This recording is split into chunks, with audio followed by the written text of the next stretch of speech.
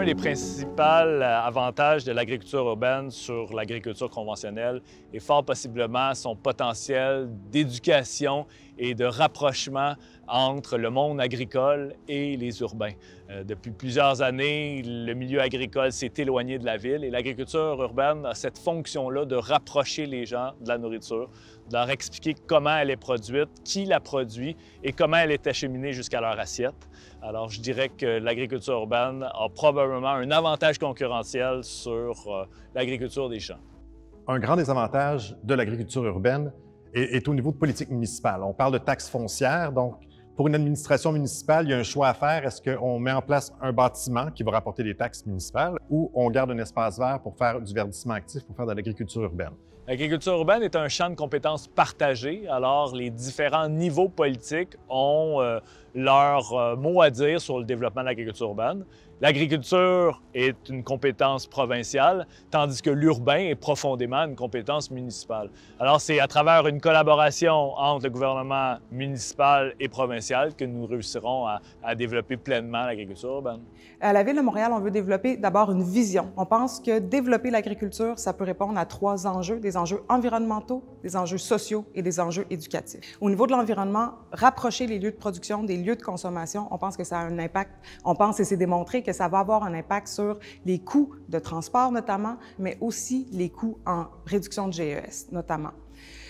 Au niveau social, les jardins communautaires, c'est un bel exemple pour briser l'isolement, tisser des liens dans la communauté et permettre à des familles moins nanties d'avoir de la nourriture fraîche sur leur table durant toute la saison estivale. Au niveau éducatif, on fait déjà des liens entre des camps de jour, par exemple, et les jardins communautaires, démontrer aux jeunes notamment d'où provient la nourriture qu'ils consomment. On pense que ça va avoir un grand impact sur leur façon de consommer plus tard et leur façon de traiter l'environnement dans lequel ils vivent.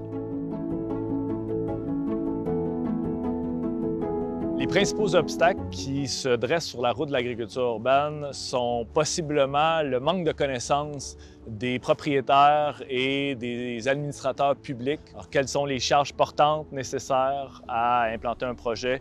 Quel est le niveau de rentabilité nécessaire pour un projet? Combien de pieds carrés avons-nous besoin pour atteindre cette rentabilité-là?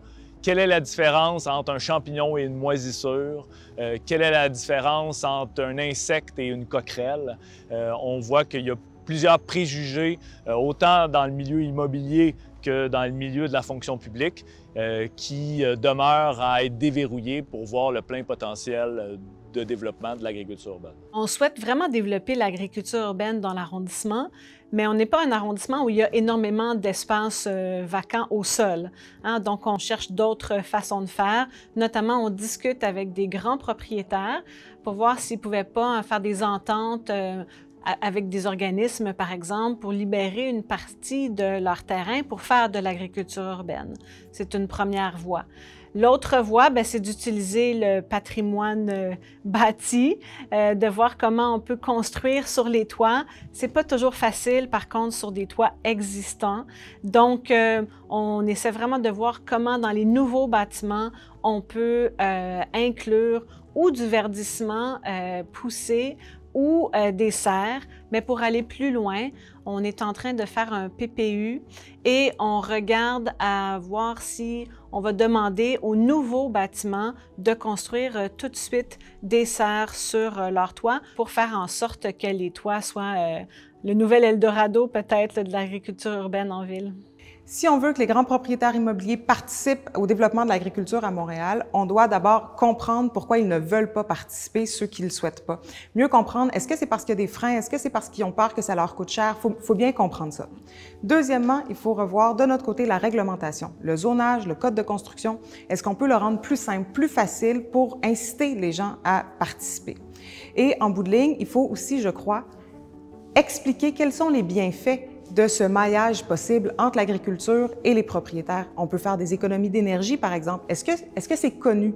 Donc, je pense que c'est à nous aussi, après ça, de diffuser les avantages que ça peut avoir pour les uns et les autres.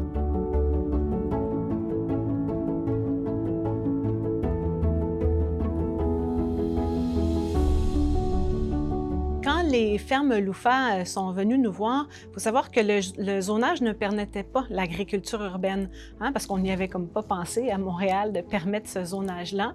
Et donc, eux, ils sont passés par un processus un peu difficile, là, qui est des projets particuliers. Notre volonté a été de permettre l'agriculture urbaine à plus grande échelle dans le district central et donc pour inviter et faire le chemin pour d'autres personnes, nous avons changé le zonage sans même avoir d'autres entreprises là, qui venaient cogner à notre porte.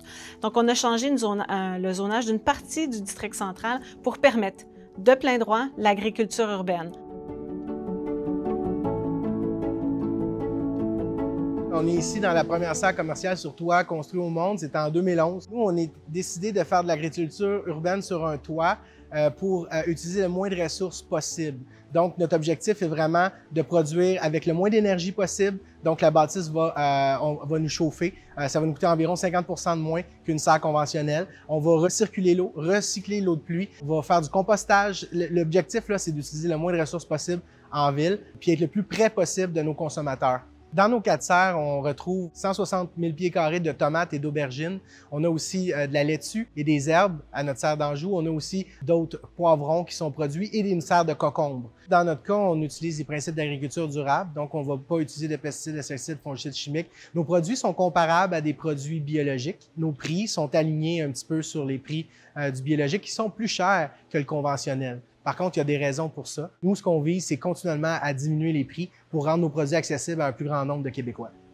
On va livrer environ des produits à 20 000 familles par semaine. En termes de pourcentage, on nourrit environ 2 % de l'île de Montréal. Donc, c'est appelé à grandir avec le temps. Ici, on est en Antique, on a 31 000 pieds carrés de serre. Idéalement, la prochaine serre serait plus grande que celle qu'on vient de construire. Donc, la dernière est à 163 000 pieds carrés. Donc, on cherche des constructions plus grandes qui peuvent supporter des serres comme la nôtre. Et si vous êtes au courant qu'il y en a de disponibles, s'il vous plaît, faites-nous signe. On dit souvent que Montréal est une ville d'agriculture urbaine qui s'ignore. Montréal a été une des premières villes dans les années 70 à développer un programme immensément innovateur des jardins communautaires. Depuis quelques années, la ville est plutôt timide sur le support au développement de cette agriculture urbaine-là. Mais tout récemment, on voit que l'engouement se développe et suite probablement à la preuve de concept que différents projets peuvent apporter au territoire, on voit des différentes politiques qui sont amenées tant en termes de reconnaissance financière, attribution de fonctionnaires à la tâche agriculture urbaine et soutien à des initiatives diverses qui viennent bonifier l'offre d'agriculture urbaine. Il y a une volonté politique d'appuyer l'agriculture urbaine. Au niveau du gouvernement provincial, le ministère de l'Agriculture, des Pêcheries et de l'Alimentation du Québec reconnaît déjà le laboratoire sur l'agriculture urbaine comme dispensaire de services conseils auprès des producteurs en agriculture urbaine. Également, le gouvernement du Québec a un plan pour améliorer l'autonomie alimentaire des Québécois et donc s'est engagé, entre autres, à faciliter la construction des serres. Au niveau municipal, on voit plusieurs petites initiatives d'agriculture urbaine qui commencent à pousser et qui sont supportées par le milieu municipal, ce qui est quelque chose de très positif et que je vois d'un très bon œil. Dans 10 ans, en utilisant les 2000 hectares de terres agricoles de l'île de Montréal, nous pourrions subvenir à 18 % des besoins des Montréalais. Maintenant, en prenant ces terres agricoles plus l'ensemble des parcs de la région de Montréal, nous pourrions nourrir près de 50 % des Montréalais, donc on est encore très loin de l'autosuffisance. Pour s'approcher de l'autonomie alimentaire, il faut travailler sur 2 éléments aussi. Il faut travailler sur le gaspillage alimentaire. Je suis convaincue que si on réduit notre gaspillage alimentaire, on va nourrir plus de personnes à Montréal avec ce qu'on produit près de chez nous. Et deuxièmement, il faut qu'on s'intéresse, qu'on se questionne sur notre mode de consommation. Est-ce que c'est normal d'avoir envie de manger des bananes et des caramboles toute l'année alors que ça vient de très loin et qu'on n'est pas capable de les produire ici? Donc, ces 2 questions-là devront faire partie de la réflexion pour se rapprocher de l'autonomie alimentaire. L'agriculture urbaine et l'agriculture traditionnelle ne sont pas en compétition une contre l'autre. Ce sont deux types d'agriculture et d'ailleurs, c'est plus que 2 types d'agriculture parce qu'on parle des agricultures urbaines, donc ce sont des agricultures qui se développent ensemble. Et une va pouvoir se développer avec l'autre. L'agriculture urbaine a un rôle éducatif auprès du consommateur, alors que l'agriculture traditionnelle continue à pouvoir produire de plus grands volumes à plus faible coût en alimentation. En théorie, en agriculture urbaine, on peut faire pousser tous les fruits et légumes possibles. Cependant, d'un point de vue réaliste, C'est impossible à faire parce que le but en agriculture urbaine, entre autres en production en serre, c'est de réussir à rentabiliser l'espace qu'on utilise. Donc, on va se concentrer davantage sur des cultures qui vont avoir des plus hauts rendements à l'hectare ou au mètre carré, par exemple. Donc, c'est aussi la raison pour laquelle on voit souvent le poivron, le concombre, la laitue et la tomate dans les principales productions en serre. Ce sont des productions à très haut rendement qui poussent très vite. Pour la même raison, il ne ferait aucun sens d'essayer de planter des arbres fruitiers dans une serre s'ils prennent 5, 6, 7, 8 ans à arriver à maturité. Il y a un grand historique d'agriculture urbaine dans le district central, de la production il y a très, très longtemps, mais surtout des transactions. Les gens venaient acheter ici des fruits et légumes. Il n'y a pas si longtemps que ça, les plus vieux s'en souviennent. L'architecture du district central est particulière au sens où c'est un quartier qui a été beaucoup construit dans les années 70 avec des bâtiments qui étaient solides, avec pas beaucoup d'étages, ce qui fait que le potentiel est énorme, autant sur les toits qu'à l'intérieur des bâtiments. Encore beaucoup de friches sur le district central où c'est même possible de y cultiver au sol.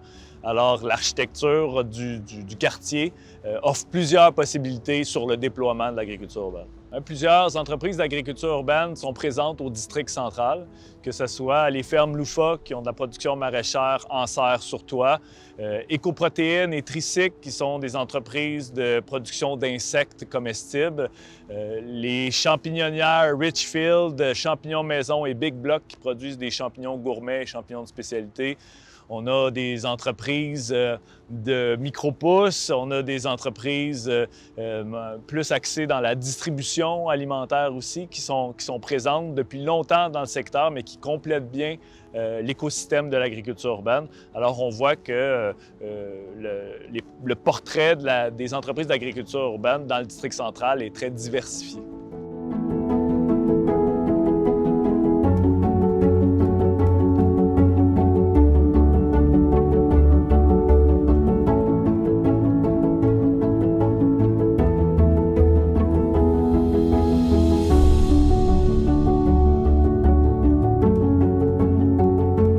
En 2009, on a choisi le quartier District Central parce que c'est un quartier qu'on connaissait bien, qui était aussi, qui commençait à être en effervescence. Aussi, on a eu l'opportunité de venir ici dans le sens où c'est pas facile de trouver un toit qui est capable d'accueillir une serre urbaine, surtout si on se remet à l'époque, avoir un propriétaire qui accepte d'aller de l'avant avec cette idée un peu folle de faire une serre sur un toit. Donc, c'est ce qui a motivé nos intentions. Plusieurs projets de recherche et développement sont présents au district central en termes d'innovation agroalimentaire urbaine. On peut penser à une vitrine technologique sur les entomotechnologies, c'est-à-dire en fait les insectes qui consomment de la matière organique inutilisée, issue là, de la grande distribution alimentaire, qui transforment, dans le fond, cette matière organique-là en fertilisant, qui, après ça, peuvent amender des plantes qu'on peut retrouver sur un toit.